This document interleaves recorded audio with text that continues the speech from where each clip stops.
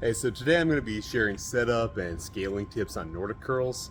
And my goal with this video is to have pretty much anyone who's in decent shape, physically fit, no injuries, to be able to start some kind of Nordic training immediately because it's an awesome exercise. I'm not going to give you any hype on like athletic performance or bulletproofing or whatever.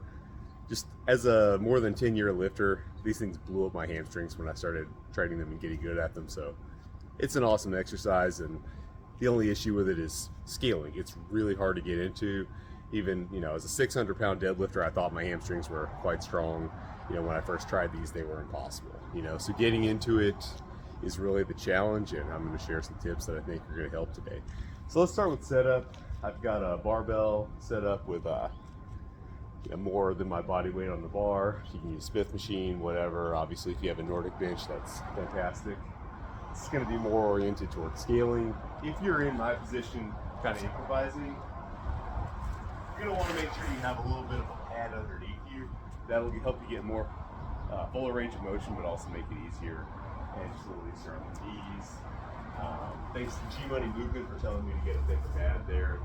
Having kind of some distance between your pad layer and where your chest is going to hit, that's actually very helpful.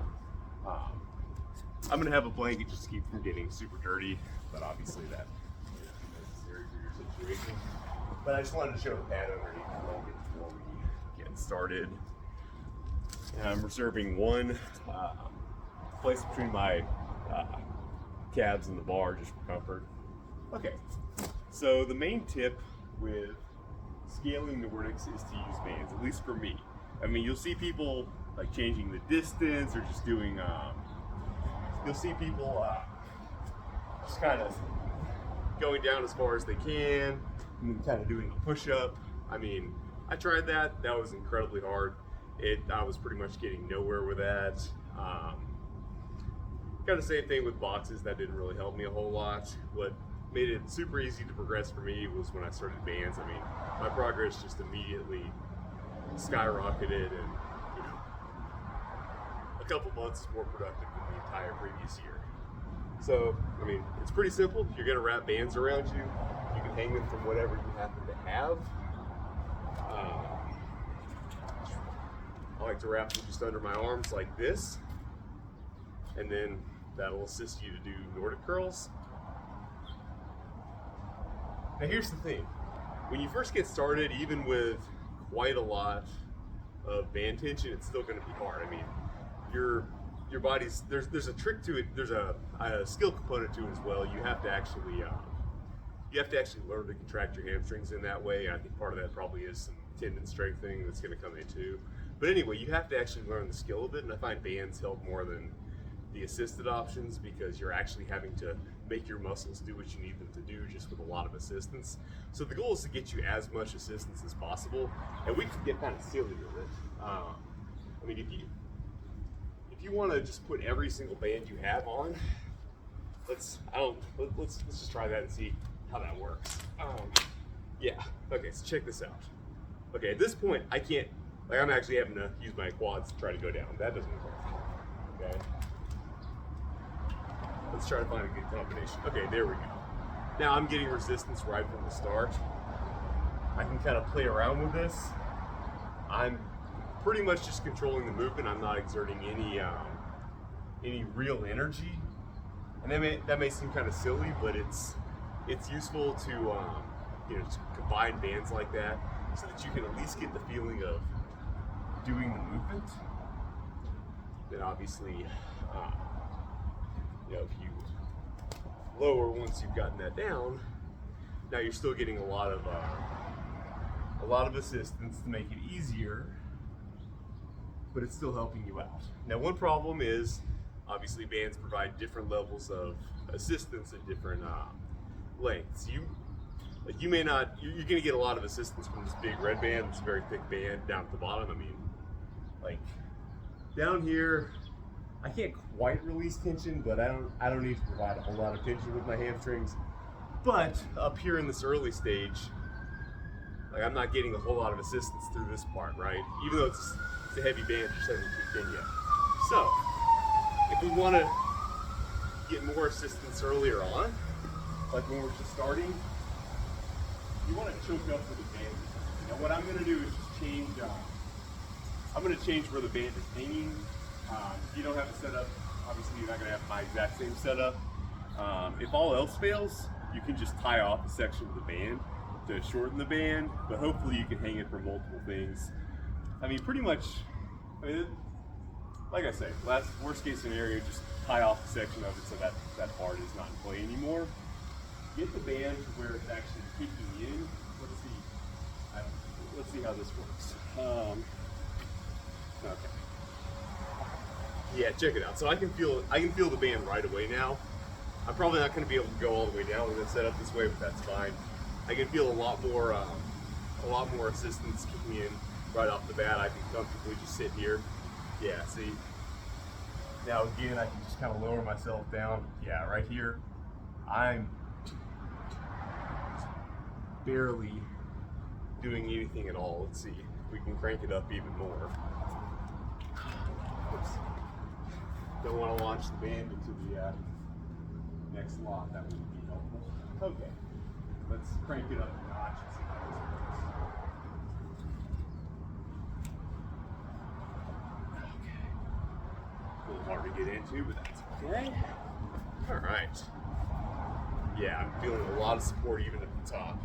So that's going to make it super easy for me to just focus on form. Okay. Yeah, see, I can't even go down all the way. It stops me right here. I'm getting some resistance. Yeah, I'm getting resistance all the way from the top. So, I mean, it's pretty much scalable as much as you want. You can choke up on the band as much as you want. And like I say, you can combine bands as well. If that one heavy band isn't working, you can use a combination of two smaller bands. I mean, to really make this progression method work and get the most out of it, you are definitely going to need a good set of bands with some that are fairly heavy. Okay, now I can make it a little bit. You'll have to play around with it to find the exact level of resistance, obviously, but you can see I've got a lot of options here, and I could choke up with these. I could even choke up with one of the bands, so that I'm getting a lot of assistance from. Let's say we'll use the lighter band here. We'll go ahead and choke up with this one, so that I'm getting a lot of resistance right from the top, and then leave this one fairly long so that it kicks in right at the bottom. We wanted to have some assistance right from the top, but then have a nice little stretch reflex out the bottom, to assist with exploring a deeper range. We can use that as an option. That's barely letting me go down. And then yeah, down here at the bottom, I'm pretty much fully supported. So I can just use that stretch. And then I've got the green one still providing a decent amount of assistance here.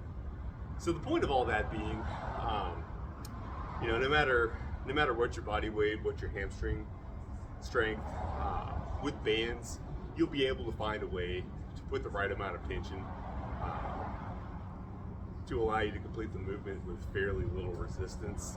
Obviously, if you have any kind of injuries or anything that would make this potentially dangerous, you don't want to go ahead and do that, but as long as you're reasonably healthy and you're just willing to check your ego at the door and use the amount of bands you need, you should be able to make that work. This video is mostly focused on scaling options and setup, but I do want to briefly demonstrate the movement.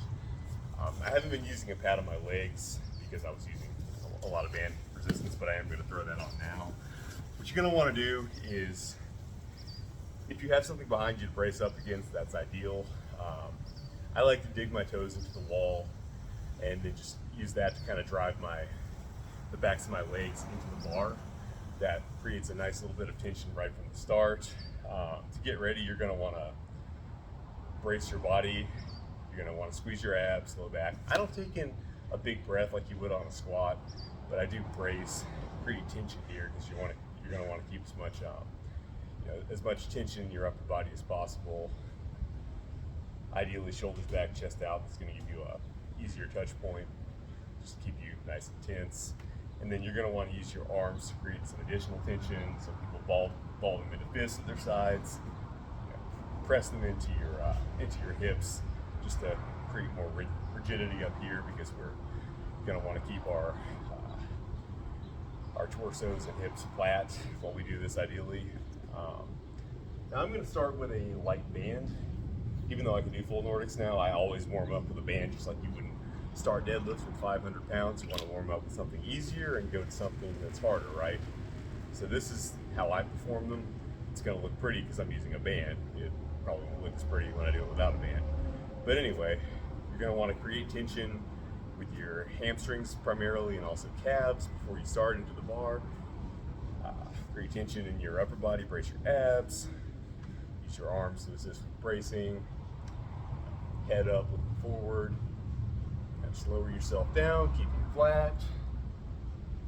Touch on the chest, and come back up. That's more or less what it should look like. At first, definitely, touch and go. And really, I mean, if you do end up losing some of that rigidity and you do bend at the hip some, that's perfectly fine, especially as a scaling option. Learning, I mean, this will still do a ton for you, and it's a progressive step. Again, another scaling option that'll help you actually get all the way to Nordics. But ideally, what you're shooting for is something like this. And you don't have to pause at the bottom necessarily. That's just kind of what I was doing to demonstrate, right? So then eventually you'll progress to taking the band off, and we'll see how that works, since my hamstrings are a little bit fried from hamstring day the other day, but I think I can still do one. It may look ugly, but whatever. I'm still going to demonstrate. Okay. Could be worse. Anyway, you get the idea. That's the way that you work up to doing full Nordics, or at least be able to utilize Nordics in your routine in some way. And even if you don't progress to actually doing the full Nordic for a very long time, I think you can still get a ton of benefit out of doing them scaled with the band for quite a while. So don't feel like you're wasting your time. It takes you a while to get up. They're extremely hard for everyone, or almost everyone. And you absolutely will make a lot of gains along the way, regardless of whether actually doing full Nordics is the goal of yours or not. I mean, I'd say visible hamstring progress. So there you go. Hope this helps you to implement Nordics, and just make sure to keep your ego in check. This is really hard. Scale. Don't push yourself too hard at first. Definitely don't get injured doing this. If something feels like it's too much strain, stop. Increase the band assistance, or just maybe stop for the day and try it again later with more assistance. There's no such thing as scaling it too much. If you feel like anything is too much, feels a little bit sketchy or dangerous, discontinue for right now. We'll try again next week. We'll try with more resistance, etc. All right, hope that helps.